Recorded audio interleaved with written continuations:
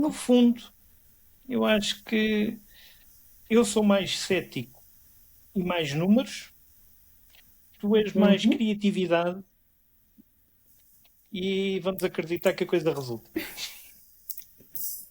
Sinto que o marketing precisa de se fazer algumas vezes.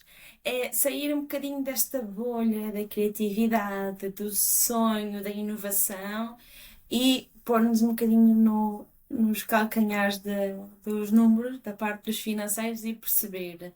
Portanto, é por aí mesmo que é importante nós estarmos a fazer este podcast, para perceber que ok, cada um está na sua bolha, não é? Eu estou numa bolha, o João está na outra bolha, está cada um a fazer o seu trabalho, mas cada um gosta muito do seu trabalho, por isso é que nós puxamos cada um a brasa à sua sardinha, mas é importante aqui ceder, no sentido de ir ali buscar a informação e trazer e fazer o mesmo ao contrário. Acho que é aí que nós queremos chegar, certo, João?